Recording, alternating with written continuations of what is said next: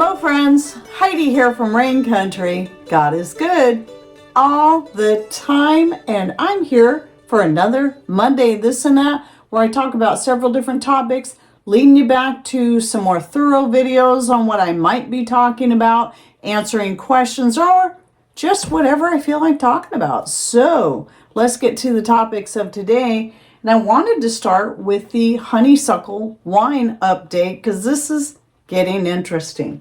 So after last week's This and That, as I said I was going to do, I had strained out all the honeysuckle flowers, plus those little few pieces of rhubarb and rose petals I had thrown in there. And at the time it was still kind of a goldish color. And then put fresh honeysuckle flowers in, which have already now lost a lot of their pink. And it is all gone into the wine itself. Because I'm trying to keep that real honeysuckle flavor in there, I did not add any more rose petals or rhubarb pieces. I thought I would just see what would happen if I just strained that out and then put more flowers in. And sure enough, it's really hard to tell in this lighting, but it actually has a much more pink color. I've tried to take several little video clips and images, but in every single one, the colors still doesn't show just how pink it is. Maybe it doesn't help that I've got the pink honeysuckle next to it, but regardless, because of the grapes themselves, or, since it is a grape juice from my own grapes, that takes on a gold color as it ferments. So you're still going to have this gold in here that's going to give it more of a peachy type color. But still, I was surprised how much of the color from the honeysuckle flowers did end up getting into the wine itself. The flavor is super nice. It's just this mild honeysuckle flavor along with, of course, the grape wine itself. And so, I think it's got about approximately another week. I'm debating whether or not I'm going to strain these out and add some more of the honeysuckle flowers to get even more color and flavor out of those. So we'll see. I'm going to wait a few more days and decide. I'll just let this infuse like this for at least a couple more days before I decide. But I am still putting up some honeysuckle flowers in the form of dehydrated. So just about have this jar packed full. And I'm going to be drying more today. These plus some more I picked this morning.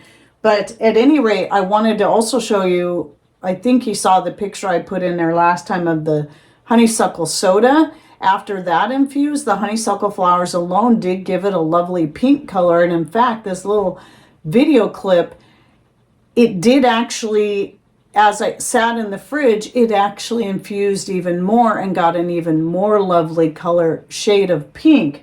So, and more pink than this, since it was just the clear water, nothing else added to it to give it this more peachy color because of the grapes. So anyway, some other things that I'm putting up this week is the plantain. So I just started putting up the plantain this week, even though it's been going crazy out there.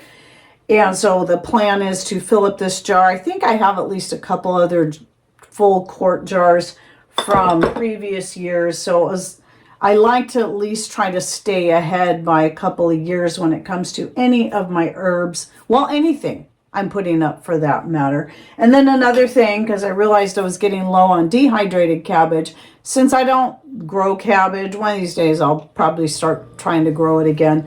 But what I do is I just get the organic cabbage from Azure Standard, and it's a, regular, kind of a decent size head, not the little small kind, not the really massive kind, but just your standard size head of cabbage. And that's what you see in here is one whole head of cabbage. There's actually room. I could put a little bit more. I ordered 2 cabbages with the intention of dehydrating them both up. But I've decided what I'm going to do with the rest. I'll dehydrate some of that other head so I can top off this jar. And then I'm going to use some of that just fresh in. One thing I love about cabbage is it lasts for a very long time just on its own. But I will make some kimchi with some and then just use the rest in whatever meals, like if I'm doing a stir-fried rice or just making a side vegetable or salads. So anyway, yeah, dehydrated cabbage is great. I'll be linking you to the video I did when I was first starting to dehydrate cabbage.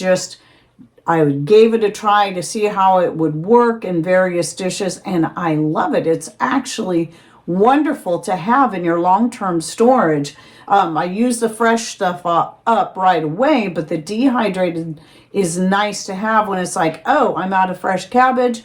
I've got this dehydrated cabbage I can add to my soup, my stir fries, or even make kimchi out of. So I've done kimchi using nothing but dehydrated goods, even did a video on that. And while I still prefer my kimchi made from fresh cabbage, and you can do this with bok choy, napa, etc. I just like found after years and years of making kimchi and then finding one day making it with just regular green cabbage or even red cabbage. I like those better. So yeah, anyway, the dehydrated kimchi or making the kimchi from all dehydrated goods actually turned out surprisingly good. Fresh is still best. If you really got a hankering for kimchi and all you have is the dehydrated goods, works great. And another thing I started putting up this week are the arnica flowers. After all, I just can't handle seeing all those flowers come in and knowing I'm not going to need all of those to save for seed. I decided I'll put up at least a pint. This is my start. I have more in the dehydrator right now. And who knows, maybe after I fill up this pint, I'll say, oh, I'll go ahead and put up a whole quart, knowing me. Even though I still have a lot of arnica flowers that I had purchased, there's just something about being able to put up my own now, finally, after years of trying. And now the arnica grows wild out there, and I'm thrilled with that, because when it comes to buying a dried herb for making your medicinal whatevers, like for me, I use the arnica mostly for either soaks, like if I have a broken toe or ankle or sprain, then the soak with the arnica and the comfrey is excellent for healing literally breaks and sprains, but also it gets used in my joint and muscle rub. So when you're buying it is one of the most expensive ones to buy. So I really was hoping I could grow it so I didn't have to depend on buying it. And then I'm still also putting up the red clover. This jar is almost full. Usually what I do is after I fill it up and get a couple of pictures of how pretty it looks in the jar like that, I then will take my tamper and mash them down in there and then put more in there and just cram it full before I vacuum seal it up. And then still putting up dandelion leaves. This is still only my first quart jar because I've been doing other things too. Once I fill up this, I'll start a second quart of the dandelion leaves, and then also working on the self-heal. It's another one I want to get 2 full quart jars, which, seeing how much I've got coming in out there, it shouldn't be an issue. So, by the way, if you want to learn about any of these medicinal herbs like the plantain, self-heal, dandelion, red clover, and arnica, and honeysuckle, I'll be linking to my full playlist on herbs and more, benefits and uses, and you can just scroll through there and find videos on any of these I have out here, and much, much more that you might be interested in, where I break down the medicinal benefits and how to use them and how I use them and so on. So check out that link if you're interested in learning more. And then one thing I wanted to mention, because of the video I did about why we don't eat pork, which of course, as expected, some people got kind of angry about it, but not as many as I expected. Some people got very rude. Just let me say this again. I am not telling other people what they should or shouldn't do. It's just a common question I get, and so I was answering it. Nothing more. Don't take it personally, people, if you eat pork. Again, just sharing my personal thoughts. Anyway, because of that, there were several people that were mentioning how one of the reasons why they eat pork is it's so much cheaper than beef and other such. And I get that. And it is a shame.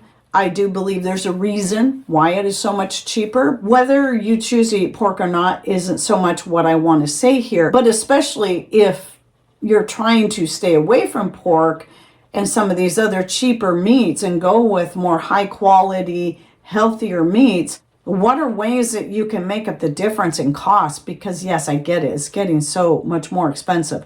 I'm going to be doing a video on this that will be publishing much later because I'm so far ahead, except for on my this and that videos that are shot just a few days in advance. But I'll be talking more in depth about that. But I'm going to share with you my playlist down below on making the most of leftovers. So let's say you cook up a roast of any kind. How can you take that leftover meat? Because you would think roasts of any kind can be pretty expensive because you're buying a lot of meat right there. You can take that roast or that whole chicken or turkey and really stretch it and get a lot of meals out of that. So for example, we don't raise meat chickens. We just raise our own chickens mostly to have eggs. However, now that I've been hatching out our own chicks, what I do is with all the excess roosters, once they get big enough, we will take them out. And those then become meals for our future. So I believe it was the last one from last year that we recently had cooked up. So I actually just baked it to have it. That's the meal. That's the main dish. The chicken plus potatoes and whatever vegetable I had with it. I don't remember. Patrick, usually I'm not eating dinner. So Patrick ate on that one night as is. Then even though it's not a meat bird and it was still pretty young, it could have gotten even bigger, but we needed to take them out. There wasn't a whole ton of meat on there compared to something you would buy in the store.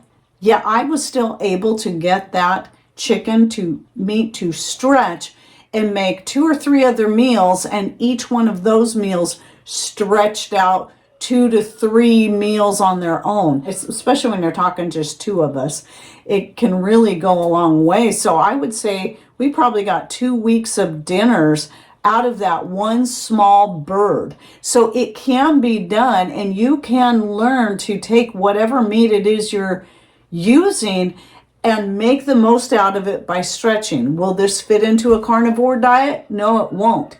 And that's one of those things that, though I understand a lot of people doing the carnivore diet, it's helped them with a lot of things. However, when meat gets scarce and your budget gets really tight, you're gonna probably need to make some changes and learn how to add more protein and other ways to your diet, and realize that plants are not your enemy. If you're worried about the oxalates, cook it well. So anyway, be watching for that video coming down the road. And also a quick chick update. I hardly ever am able to get pictures of them. Anytime they're doing something or being a cute place, I don't carry my phone everywhere, but they were all sitting on the lower shelf that I was using for lettuces and stuff, but I don't use it anymore because my grapevines and the blackberries out there just fill in that area so much and they don't get enough light. So I just cleared the whole bottom shelf.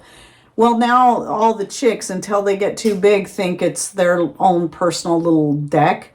And so they like to, when the sun is shining on it, they like to get up there and lay. So I managed to get inside and get back out there while they were still all on there, but they weren't still all laying down by the time I got out there, unfortunately. But I still managed to get a picture. So here's how they look. Well, that picture's already like at least a week old, but so they've probably grown a little bit more. 4 of them are pullets, females, and the other 5 are cockerels. One of them I plan on saving to be basically my backup rooster, since Antonio's already going on 3 years. So I hate to see Antonio go. I want to keep him as long as possible, but this one looks like he's going to be a beautiful rooster. And I'll try to zoom in on him in that picture, so I'll show it again, but you won't be able to see much of him because he's somewhere in the middle.